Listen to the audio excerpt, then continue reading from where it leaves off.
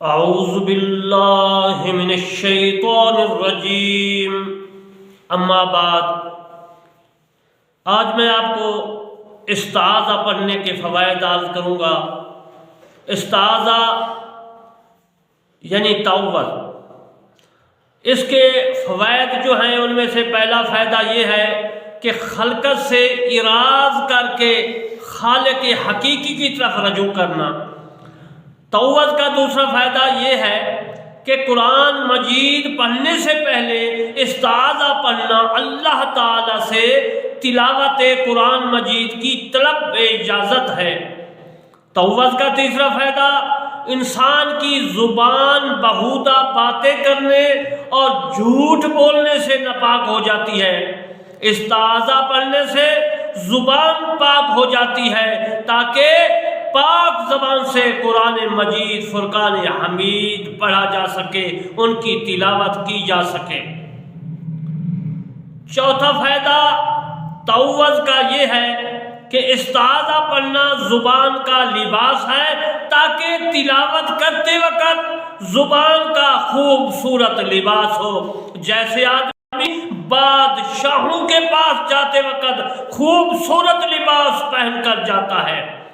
استعاذہ کا پانچواں فائدہ یہ ہے کہ زبان سے تو استعاذہ پڑھے مگر برائیوں سے اور برے لوگوں کی صحبت سے اجتناب نہ کرے۔ اس استعاذہ کا پڑھنا ناقص ہے، ایسا نہیں کرنا چاہیے۔ استعاذہ کا چھٹا فائدہ کامل استعاذہ یہ ہے کہ بندہ تعوذ پر عمل و قول سے پورا عمل کرے۔ استعاذہ کا ساتواں فائدہ اللہ تعالیٰ کی بارگاہ میں پاکیزہ کلمات منظور و قبول ہوتے ہیں۔ قرآن مجید پاک ہے، نور ہے، رحمت ہے، نعمت ہے، فضل ہے، ہدایت ہے اور صراط مستقیم ہے۔ لہذا پاک زبان سے قرآن مجید کی تلاوت کی جائے۔ الہ یصعد الکلم الطیب سورۃ فاطر آیات 10 پارہ 22، اسی اللہ تعالیٰ کی طرف چڑھتا ہے پاکیزہ کلام، یعنی قرآن مجید ہم پڑھتے ہیں، اس کی عبارت، اس کا ثواب جو ہم پڑھتے ہیں قرآن مجید، وہ اللہ تبارک و تعالیٰ کی بارگاہ میں پاکیزہ کلام، پاک طیب کلام جاتا ہے۔ استعاذہ کا 8واں فائدہ قرآن مجید فرقان حمید کی تلاوت کے وقت شیطان ملعون کے وسوسہ سے پناہ مانگ کر اللہ تعالیٰ کے حکم کی پیروی کرنا ہے۔ رسول اللہ صلی اللہ علیہ وآلہ وسلم سے شیطان کے وسوسہ کے بارے میں عرض کیا گیا تو آپ صلی اللہ علیہ وآلہ وسلم نے ارشاد مبارک فرمایا، چور اس گھر میں داخل نہیں ہوتا جس میں کوئی چیز نہ ہو۔ حضرت علی رضی اللہ تعالیٰ عنہ فرماتے ہیں کہ نماز اور قرآن میں وسوسہ کی وجہ یہ ہے کہ شیطان کفار کے عمل سے فارغ ہو چکا ہے۔ کفار کا جو ہے تمام کا تمام کام شیطان کی مرضی کے موافق ہوتا ہے، اور مومن چونکہ شیطان کے مخالفت اور اس کے ساتھ مجادلہ کرتا ہے تو وہ بھی ان سے مقابلہ کرتا ہے، یعنی شیطان انسان سے، مومن سے، مسلمان سے مقابلہ کرتا ہے، یعنی ان کے دلوں میں وسوسہ ڈال کر ان کی مخالفت کرتا ہے۔ اللہ تبارک و تعالیٰ فرماتا ہے وَمَا أَرْسَلْنَاكَ مِن قَبْلِكَ، پوری آیات، یہ 17 پارے کی آیات جو ہے عزیز المحترم 52 ہے اور سورۃ حج میں موجود ہے۔ 52 آیات مبارکہ کا ترجمہ میں عرض کر دیتا ہوں۔ اور ہم نے تم سے قبل یعنی پہلے جتنے رسول اور نبی بھیجے تمام پر کبھی یہ قصہ گزرا ہے کہ جب انہوں نے پڑھا تو شیطان نے ان کے پڑھنے میں لوگوں پر کچھ اپنی طرف سے ملا دیا۔ حضرت حسن رحمۃ اللہ علیہ فرماتے ہیں کہ جس نے حقیقی طور پر اللہ تعالیٰ سے پناہ مانگی، یعنی حضور قلب کے ساتھ تو رب العزت اللہ تعالیٰ کے اور شیطان کے درمیان میں 300 پردے حائل کر دیتا ہے۔ ہر پردہ کے درمیان زمین اور آسمان کے درمیان جتنی مسافت ہے، جتنا سفر ہے، اس لیے عارف رعیت غیر اللہ اور حجاب کثرت سے پناہ مانگتا ہے۔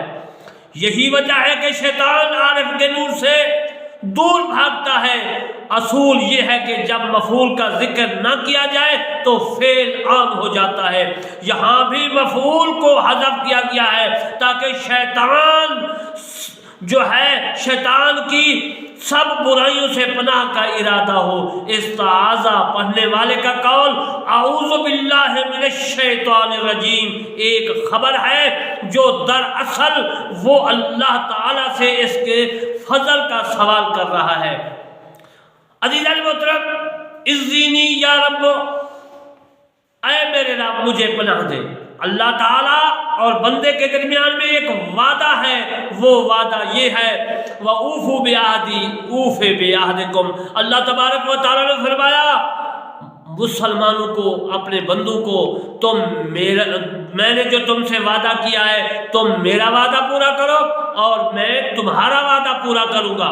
عزیزان محترم، اب دیکھنا ہے کہ اللہ تبارک و تعالیٰ کا وعدہ کیا ہے اور مسلمانوں کو جو فرمایا گیا وہ کیا وعدہ ہے۔ بندہ استعاذہ پڑھ کے اپنا وعدہ کرتا ہے اور اللہ تبارک و تعالیٰ اپنا وعدہ پورا کر کے اپنے بندے کو اپنی پناہ دیتا ہے۔ اعوذ باللہ ہے، اعوذ کے آگے ہے باللہ ہے، باللہ کا معنی ہے اللہ تعالیٰ سے۔ لفظ اللہ کی تفسیر انشاءاللہ میں اپنی تفسیر کرمانی میں جب بسم اللہ الرحمن الرحیم کی تفسیر کروں گا تو اس وقت میں انشاءاللہ کروں گا۔ یہ میں اپنی تفسیر کرمانی سے جو ہے عبارات پڑھ کے سنا رہا ہوں، لکھ رہا ہوں۔ آپ نے بھی دعا کرنی ہے کہ میں انشاءاللہ پوری تفسیر لکھ سکوں۔ جتنی زندگی ہے میں نے تہیہ ارادہ کر لیا ہے کہ میں قرآن مجید فرقان حمید کی تفسیر لکھتا رہوں گا۔ اب میں بسم اللہ الرحمن الرحیم کی تفسیر کے متعلق تو عرض کر دیا ہے کہ آگے چل کر میں بسم اللہ کا جو اللہ ہے اس کا میں جو ہے تفسیر کروں گا۔ اس کے بعد من ابتدا کے لیے ہے، اس کا معنی ہے، اور یہ جار اور مجرور اور اعوذ کے متعلق ہے۔ اس کا معنی و مطلب یہ ہے کہ شیطان مردود سے پناہ مانگنے کی ابتدا اللہ تبارک و تعالیٰ سے کرتا ہوں، اور من سبیبیہ بھی ہو سکتا ہے۔ اس کا معنی ہوگا شیطان مردود کے سبب سے میں اللہ تعالیٰ کی پناہ میں آتا ہوں۔ شیطان کے پاس بے شمار اسباب ہیں جن کے ذریعے سے انسان کو اپنے پھندے میں پھنسا لیتا ہے، مثلا لالچ وغیرہ۔ الشیطان کا الف لام جنسی ہے جس کا معنی ہے کہ مطلقاً ہر شیطان کے ہر مکر و فریب اور وسواس سے اللہ تعالیٰ کی پناہ لیتا ہوں۔ شیطان صفت مشبہ ہے، صفت مشبہ وہ اسم مشتق ہے جو اس ذات پر دلالت کرتا ہے جس میں کوئی صفت ثابت قائم ہو۔ شیطان کا وزن فعال ہے، یہ جمع مکسر ہے، یہ وہ جمع ہے جسے بناتے وقت واحد کے حروف میں تبدیلی لائی جاتی ہے۔ جیسے رجل سے رجال، رجل کے لام سے پہلے الف لگا دیا گیا ہے، یہ رجال بن گیا ہے۔ شیطان شیطان سے بنا ہے، شیطان مصدر ہے، شیطان کے نون سے پہلے الف لگایا تو یہ لفظ شیطان بن گیا اور یہ جمع مکسر بن گئی۔ شیطان کا نون اصل سے اس کی جمع شیاطین ہے۔ شیطان کے معنی میں آپ کے خدمت میں عرض کر دیتا ہوں۔ پہلا معنی شیطان کا یہ ہے کہ جب کوئی بھلائی سے دور ہو تو اس کو شیطان کہتے ہیں۔ اللہ تعالیٰ نے شیطان کو حکم دیا کہ حضرت آدم علیہ السلام کو سجدہ کر۔ شیطان نے حضرت آدم علیہ السلام کو سجدہ نہیں کیا تو یہ اللہ تبارک و تعالیٰ کی بارگاہ میں مقرب سے ابلیس شیطان بن کر، یعنی کہ پہلے اس کا نام ابلیس تھا، پھر اس کے بعد شیطان بن گیا۔ یہ بھی میں عرض کروں گا، اس کا نام عزازیل تھا، آگے جا کر اس کی تفسیر کروں گا۔ اور بعض علماء کرام کہتے ہیں کہ یہ شاید سے بنا ہے، اس کا وزن فولان ہے، یہ صفت مشبہ کا ہے، اس کا نون زائدہ ہے، اس کا معنی ہے ہلاک ہونا، اس لیے ابلیس بھی سرکشی کی وجہ سے ہلاک ہوا۔ جب کوئی انسان، جن، جانور یا کوئی بھی شیطان والا کام کرے تو اس کو شیطان کہتے ہیں۔ حضرت عمر رضی اللہ تعالیٰ عنہ کے پاس ایک خچر لایا گیا، تو آپ جب اس پر خچر پر سوار ہوئے تو وہ اچھلنے کودنے لگا، تو حضرت عمر رضی اللہ تعالیٰ عنہ نے اس خچر کو بہت مارا پیٹا، مگر وہ خچر اس طرح کو جو ہے قابو میں نہ آیا، یعنی کودتا اچھلتا رہا۔ آپ رضی اللہ تعالیٰ عنہ اس سے اترے اور فرمایا یہ شیطان ہے، لیکن اصل میں تو وہ خچر تھا، اس میں جو عادت اچھلنے کودنے کی تھی وہ شیطانی تھی، اس لیے آپ نے اس کو شیطان کہا۔ شیطان بھی پہلے جن تھا، بعد میں اس نے اللہ کا حکم نہ مانا تو وہ شیطان ہو گیا۔ حضرت ابن عباس رضی اللہ تعالیٰ عنہ فرماتے ہیں کہ جب ابلیس نے اللہ تعالیٰ کی نافرمانی کی تو اللہ تعالیٰ نے اسے اپنی رحمت سے دور کر دیا، اسی وجہ سے یہ شیطان ہو گیا۔ اس سے پہلے اس کا نام عزازیل یا نائل تھا، حضرت ابن عباس رضی اللہ تعالیٰ عنہ روایت فرماتے ہیں کہ ایک دن رسول اللہ صلی اللہ علیہ وآلہ وسلم مسجد سے باہر تشریف لائے تو وہ شیطان مردود کھڑا تھا۔ آپ صلی اللہ علیہ وآلہ وسلم نے اسے فرمایا، اے ملعون، کیا چیز تجھے مسجد پاک کے پاس لائی ہے؟ شیطان نے عرض کی، رسول صلی اللہ علیہ وآلہ وسلم، مجھے اللہ تعالیٰ نے آپ کی خدمت اقدس میں بھیجا ہے۔ آپ نے فرمایا، رب العزت نے تجھے میرے پاس کیوں بھیجا ہے؟ شیطان نے عرض کی، حضور صلی اللہ علیہ وسلم، تاکہ آپ مجھ سے اپنی مرضی کے مطابق کچھ سوال کریں۔ حضرت ابن عباس رضی اللہ تعالیٰ آپ صلی اللہ علیہ وآلہ وسلم نے اس سے نماز کے بارے میں سوال کیا، کیا فرمایا کہ اے مردود ملعون شیطان، میری امت کو نماز با جماعت سے کیوں روکتا ہے؟ شیطان نے عرض کیا، اے نبی صلی اللہ علیہ وسلم، جس وقت آپ کا کوئی امتی نماز با جماعت کے لیے گھر سے نکلتا ہے تو مجھے تپے مہر کا گھیر لیتا ہے، یعنی بخار ہو جاتا ہے۔ جب تک وہ واپس نہیں آتا میں اسی مرض میں مبتلا رہتا ہوں۔ اس کے بعد آپ صلی اللہ علیہ وآلہ وسلم نے شیطان سے پوچھا کہ تو ان کو جو ہے علم و دعا سے کیوں روکتا ہے؟ یعنی یہ دعا مانگتے ہیں تو کیوں روکتا ہے؟ شیطان نے عرض کی، اس لیے کہ ان کی دعا سے میں اندھا ہو جاتا ہوں اور بہرا ہو جاتا ہوں، مجھے اس وقت شفا ہوتی ہے جب وہ فراغت پاتے ہیں۔ آپ صلی اللہ علیہ وآلہ وسلم نے فرمایا، ان کو قرآن کی تلاوت کرنے سے اے شیطان تو کیوں روکتا ہے؟ شیطان نے عرض کی، یا رسول اللہ صلی اللہ علیہ وآلہ وسلم، قرآن کی تلاوت سے میں کلی کی طرح آگ میں پگھلتا رہتا ہوں۔ پھر آپ صلی اللہ علیہ وآلہ وسلم نے فرمایا، ان کو جہاد سے کیوں روکتا ہے جبکہ وہ جہاد کے لیے نکلنے کے لیے ارادہ کرتے ہیں، جاتے ہیں؟ شیطان نے عرض کی، جب وہ جہاد کے لیے نکلتی ہیں تو اس وقت میرے قدموں میں زنجیر ڈالے جاتے ہیں یہاں تک کہ وہ واپس نہ آ جائیں۔ اس طرح جب وہ حج کو جاتے ہیں ان کی واپسی تک میرے اوپر کلہاڑے چلتے رہتے ہیں جو مجھے ایسے کاٹتے ہیں جیسے لکڑیوں کو کاٹا جاتا ہے۔ عزیز المحترم، میں نے یہ اپنی تفسیر کربانی میں لکھا ہے اور روح البیان نے بھی اسی طرح لکھا ہے۔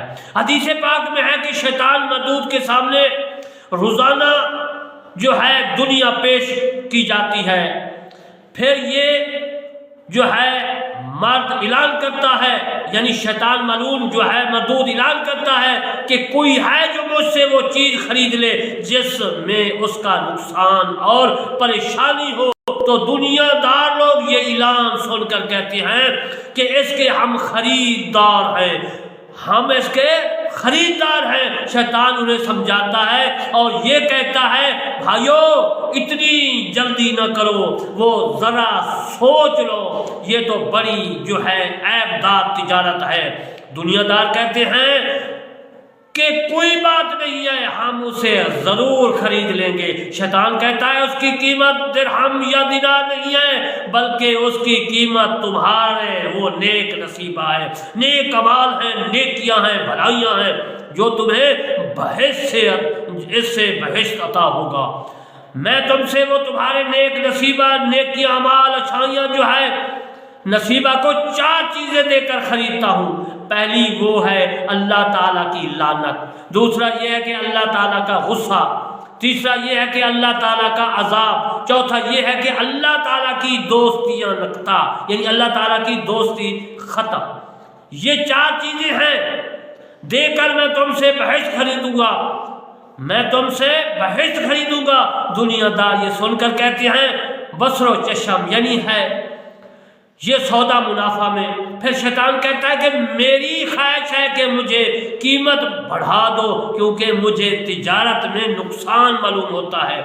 وہ اس طرح کے اپنے دلوں پر ان چیزوں کا ایسا گھر نہ بناؤ اور جو ہے پکا ارادہ کر لو کہ اس سے تم ہرگز نہ ہٹو گے۔